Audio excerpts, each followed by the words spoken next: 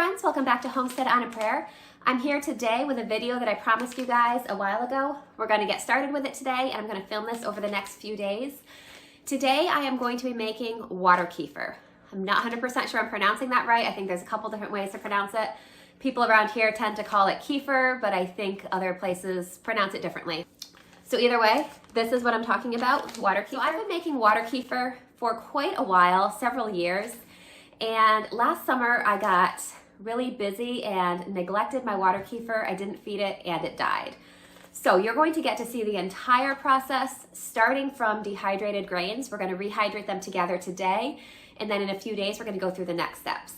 So you may be wondering, what in the world is water kefir? It's kind of a more unusual thing. Not a lot of people are really familiar with it. So if you're not familiar with water kefir, it's basically a probiotic drink that you can make at home really easily. Kind of similar to kombucha. I think that one's a little bit more well-known. But I've never actually made kombucha, but from what I have heard, it sounds to me like water kefir might be a little bit easier to make. If you have made both water kefir and kombucha, go ahead and leave a comment and let me know which one you prefer and which one you think is easier to make. As I said, I only have experience with kefir. So basically what this is going to do is it's going to make a really delicious kind of like a fruit soda, but a healthy version. And it's probiotic, so it's really helpful for your gut health. I just really like it. I find it really refreshing. I think it definitely helps with overall health. So since I accidentally killed my water kefir grains over the summer, we are going to be starting fresh. I ordered new water kefir grains. I got mine from a company called Cultures for Health. I have ordered from them a few times in the past. I don't have any affiliation with them or anything like that, but I've been happy with their products. There are definitely other companies out there that sell water kefir grains. So as long as you just find a company that has good reviews and a good product, go ahead and buy these. You can also get grains that are already started and going from a friend. Sometimes once you get water kefir going, the grains multiply and grow. Actually got my very first batch of water kefir grains that way. Since then, I have killed my grains probably about 3 or 4 times. So this will not be my first time starting from dehydrated grains. So that's what we're gonna go ahead and do today. So if you are fortunate enough to get water kefir grains from somebody who already has an established batch, you can skip this first step that we're going to do today. Today we're basically going to be rehydrating these. So I'm gonna go ahead and open this packet. I'm gonna show you what's in it, and then we're going to go ahead and get our grains started. All right, so we're just gonna go ahead and open up this packet here. So inside we've got a little instruction manual. And this is our packet of dehydrated kefir grains. So to get our grains rehydrated, we're first going to prepare the solution that they're going to rehydrate in. So we have a quart mason jar here. What I'm going to do is I'm going to add a 1/4 cup of sugar to this jar.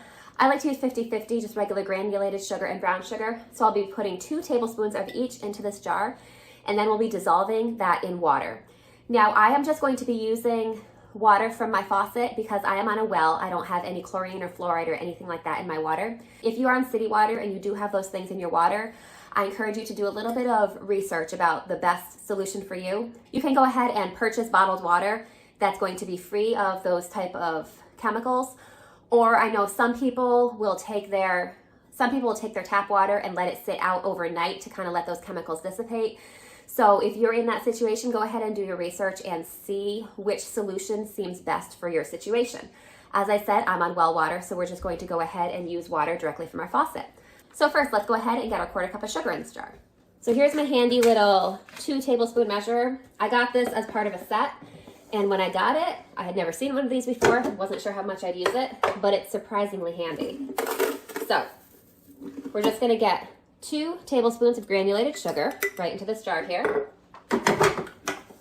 and then 2 tablespoons of brown sugar.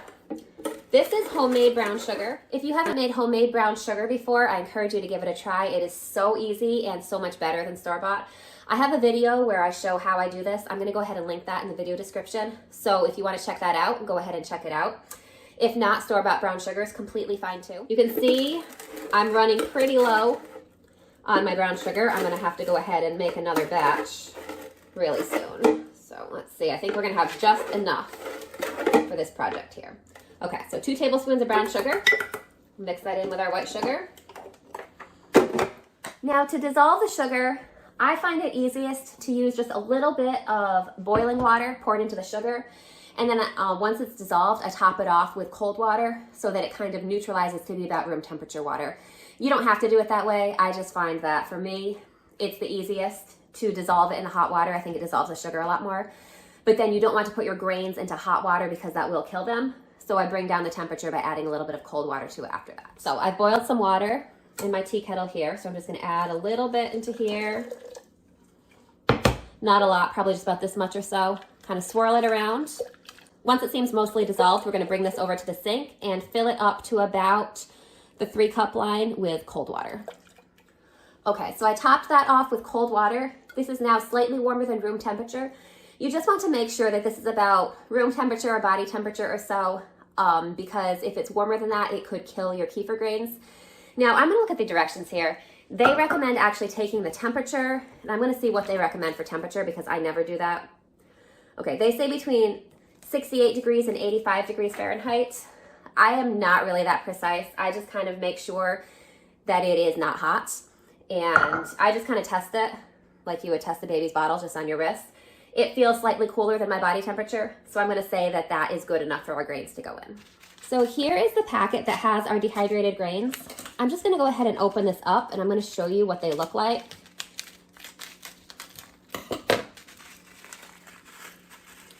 So you can see they're kind of dry and brittle. They almost look like crumbles of like apple crisp topping or something like that.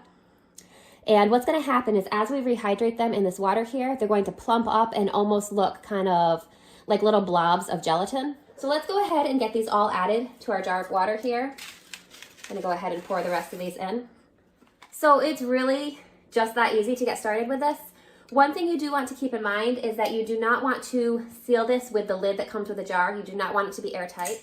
So I'm just going to take a coffee filter and use the ring that comes with the jar and just kind of seal it this way. If you're familiar with any kind of fermented products, you know that you don't usually want to give an airtight seal because it's going to build up a lot of gas pressure inside and you don't want it to explode or burst. So that's all we have to do to get these rehydrated. We're just going to leave them in this jar and let them sit for about 3 days. After 3 days, they should be plumped up, they should be active. I'm gonna meet you back here in 3 days and show you what that looks like, and then I'm gonna show you the next step that we take. So I'll see you guys in a few days. All right, so our water kefir grains have been rehydrating for 3 days, and now it is time to start the actual fermentation process. So this liquid that they're in now is just going to be discarded. That was basically just to rehydrate them, give a little bit of sugar to feed on and kind of wake them up. So I've prepared another jar of sugar water. I prepared this exactly the same way as we prepared the rehydration water. It's got a 1/4 cup of sugar and just over 3 cups of water. I split the sugar evenly again between regular granulated sugar and brown sugar, so we've got 2 tablespoons of each. So this is the sugar water that our kefir grains are actually going to ferment. So I'm going to go ahead and strain them out of the rehydration water and get them working in this jar here. So before we strain these, I just wanted to show you how they look nice and puffed up now. If you remember when we first got them in the water, they were small and really shriveled, they were kind of hard. They almost looked like sugar crystals. But now they're plumped up and they kind of look like little pieces of gelatin in here. So we're gonna strain these out and I'll show you what they look like out of the water. So you're going to need a really fine mesh strainer to strain these with. Now, if you're using metal, it needs to be stainless steel. You don't want anything that they're going to react with because that could damage your kefir grains. So let's go ahead, just pour all this liquid through our strainer here.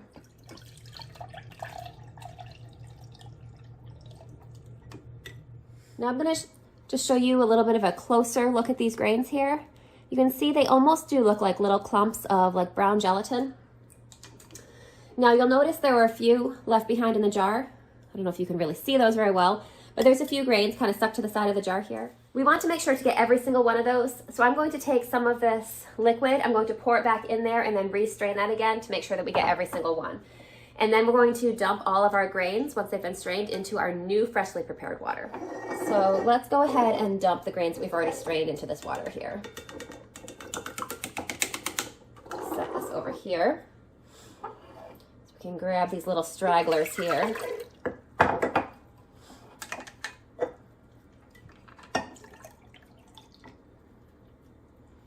Oh, I've got stragglers again. We're gonna run this through one more time.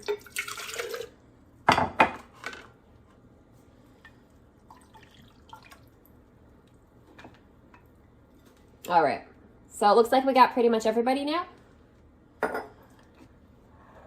So let's go ahead and add these last little guys right in here. Now this water that the grains were rehydrating in, this isn't going to be properly fermented because it was basically just to wake them up. So we're just gonna go ahead and pour this down our drain and discard this. Now, our new water that we have the grains in now, we're going to close that up with a coffee filter just like we did before so that will allow them to breathe and not be in an airtight environment. We're going to let those sit for about 2 days or so. Normally they're going to take about 2 days to ferment. Because this is their first real ferment since they've woken up, it might take 3 days. I'm just going to keep an eye on them, and then I will let you know what to look for when I meet you back here. So let's go ahead and get our grains all set up. We're just going to let them sit and work for a couple days, and then I'll show you the next steps.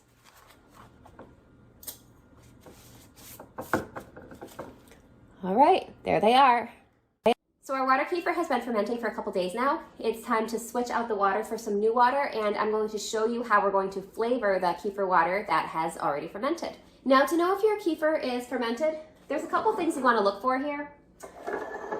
So this is the jar of new water that I've prepared, and this is the jar that our kefir grains are in right now that's fermenting. So you can take a look at the color difference between these two. Notice that this new sugar water here is a little bit darker in color than this one that's already been fermented. And you can also notice that it's a lot clearer. This is a lot more cloudy. So just looking for that little difference will help you see that this is in fact fermenting. Another thing, which I don't know if it's really going to show up on the camera or not, but if you kind of spin it around, sometimes you can see tiny little bubbles rising up from the grains on the bottom. So I don't know if that's really showing. But in person, you'll be able to see that a lot more clearly, and it's going to become more obvious once we add some fruit for the second ferment, and also once the kefir grains wake up a little bit. One thing you'll notice is that if you are starting kefir grains basically from scratch, if you're rehydrating them like what I did here, it's going to take them a few batches to really wake up. Your kefir isn't going to be really strong at first. It's not going to taste really strongly fermented.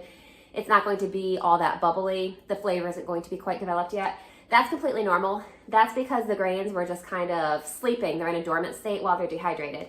So they're going to gradually get stronger with each batch that they ferment. And eventually probably after a couple weeks, it'll be at full strength, and then it'll really have that good kefir flavor. So if you are fortunate enough to have a friend or someone who can share some extra grains with you that you can get locally, you most likely won't have that problem. They should be nice and strong from the beginning. So now I'm going to show you how we prepare this for the second ferment. So you'll notice that I have yet another batch of sugar water prepared. I've prepared this the same way as we did the others. Now I know it does kind of sound like a lot of sugar to have a 1/4 cup of sugar in that little amount of water and to be constantly doing that every couple days. But basically what you're doing is you are feeding the beneficial bacteria colonies that make up the kefir grains, and they are going to be consuming the majority of the sugar. So by the time you actually are drinking this kefir water, there isn't going to be all that much sugar left. So I know it seems like we're trying to do something healthy, but not really succeeding because of all this sugar. So just, again, as I said, keep in mind that a lot of that sugar will be consumed by the time you are actually drinking this product. So I'm sure this part will be familiar to you, maybe even a little bit repetitive, but that's the nature of managing home ferments like this, is that you kind of do the same thing over and over. So you can see in our jar here, all the grains have kind of settled to the bottom. They're nice and plumped up. We're going to go ahead and strain these out, and then we are going to add these grains to our new jar of sugar water. So what will be a little bit different about this strain as opposed to the previous one is that this time we are saving this sugar water here. This time it's fermented, and we are going to, rather than discarding it like we did last time, we're going to add it to a third jar. We're going to flavor it with some fruit, and that will become the final product that we are going to drink in a day or so. So first of all, we're going to go ahead and add our grains into this new batch of water.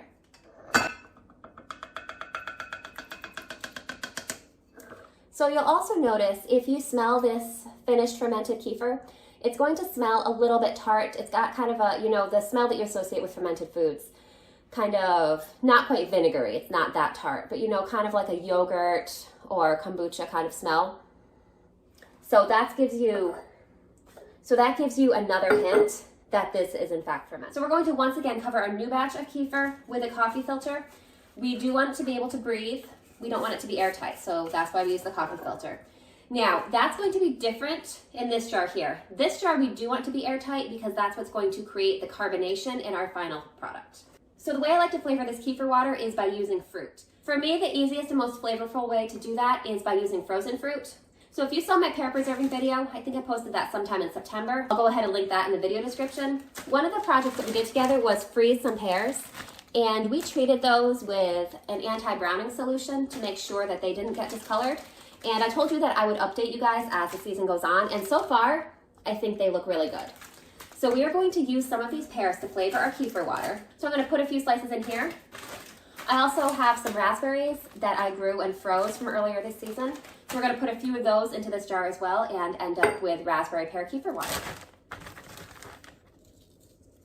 So here's a little bit of a closer look at these pears. I think they kept their color pretty well, so I'm going to say that that was successful. We used the salt water treatment on these, so go ahead and check that out if you're interested to see what we did. And then I'm just also going to add a small handful of raspberries to this as well.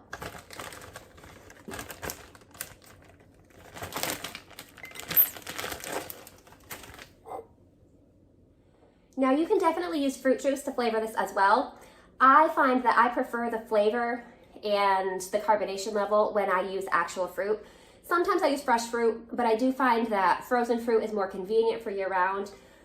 Plus, you know, once fruit has been frozen, the cell walls aren't as strong and it tends to break down really easily, which I find works really well for kefir because then the juices in the fruit really incorporate into the kefir water. So now all we're going to do is we're just going to take our sugar water and we're going to pour it on here, and then we're going to let it sit. Just gonna add that right in there. And here we are actually going to use the mason jar lid. This is the time where we do want it to be as airtight as possible because as products ferment and as this kefir ferments, it's going to produce carbon dioxide as a byproduct. By putting a cap on this and sealing it tightly, we are going to be trapping that carbon dioxide in this kefir, and it's going to lead to a lightly carbonated product, which I really like. It's not going to be as carbonated as a regular soda, but it has a really nice, refreshing carbonation. So what I'm going to do, it's about 6:30 at night here at my house. I am going to let this sit overnight, and in the morning, I'm going to put this into my refrigerator to get cold. But so it'll ferment for, I'll probably put it in between 8 and 9 tomorrow morning. So it'll ferment for about 14 or 15 hours or so. Then we'll put it in the fridge, which will slow the fermentation process and obviously cool it down. I find that kefir tastes much better cold, so I always like to do that. So you can definitely play around with flavor combinations with this. There's lots of good combinations. I find that my favorite flavors usually involve some type of berries. You can do just mixed berries. If you squeeze a little bit of lemon juice or lime juice into this, that's also really good. Just a little bit of citrus kind of complements the naturally tart fermented flavor of the kefir anyway. But really, the flavor possibilities are endless. If you do make water kefir or kombucha too, go ahead and leave your favorite flavor in the comments below so that I can get some new ideas and so that everyone else can be inspired as well. So I'm gonna meet you back here when we actually strain this out and are ready to drink it. All right, so here is the final product finally. This water kefir has been sitting in the fridge overnight and it's nice and cold now. It's ready to strain out and enjoy. So after fermenting for a little bit with the lid closed, it's going to be slightly carbonated. So we might hear a little bit of a pop when we open the lid, and we might see a little bit of bubbles as we strain it.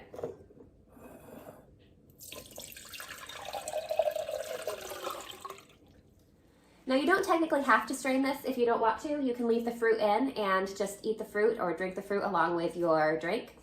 Or you can put it all in a blender, blend it up, and it will become a little bit thicker, kind of like a, not as thick as a smoothie, but a little bit thicker.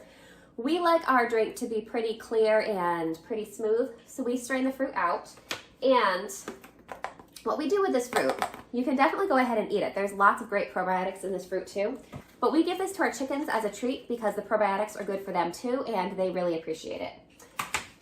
So here's our finished kefir. I'm going to pour a little bit into a glass and I'm going to enjoy it. All right, so I'm going to give this a little bit of a taste test. As I mentioned before, sometimes the first few batches that you make with some grains that you've just kind of reawakened aren't going to be as strong, maybe not have the most developed flavor yet. That's fine, that will come with time, but we're going to give it a taste and see how it is right now. That is good. I can tell that it's definitely not fully awake yet. It's not strongly carbonated and it's not really strongly fermented, but there is a little bit of carbonation and a little bit of fermentation flavor in this. So as I keep feeding it over the next few weeks, it's going to get stronger and stronger, and it's going to get more and more delicious. Now, one word of caution. If you are new to kefir or to fermented food or probiotics in general, you are not going to want to drink a lot of this at once, because it does contain a lot of probiotic bacteria, which are great for you, but it's probably, if it's something you're not used to consuming a lot of, it's going to mess with your digestive system a little bit at first. So if you're new to this kind of thing, you want to start with probably just a couple tablespoons a day, and then you can work your way up. Now, we're used to it. We've been making kefir for years, so our bodies are pretty adjusted to it, so we can have a whole glass of it a day, and that's completely fine for us. But as I said, you just want to start slow, because you might have some unexpected consequences if you do too much at once without being used to it. So if you've made your own water kefir before, go ahead and leave your favorite way to flavor it in the comments. As I said, we did raspberry pear with this batch, which is really delicious. My favorite way to flavor it is with berries, but I like to use berries mixed with all kinds of other fruits. Sometimes I just do a mixed berry. Plain raspberry is actually one of my favorite ways, but there's so many delicious flavors that you can use, so go ahead and leave your favorite in the comments. So I definitely encourage you guys to add some sort of probiotics or fermented food to your diet, whether it's water kefir or kombucha or milk kefir, or there's so many possibilities, but adding fermented foods, naturally fermented foods and probiotics to your diet will have a great impact on your health. So that is definitely something that you want to look into and decide if that is a good fit for you. So I hope you guys are having a great day, and I hope to see you again soon. All right, I'll see you next time, guys. Bye.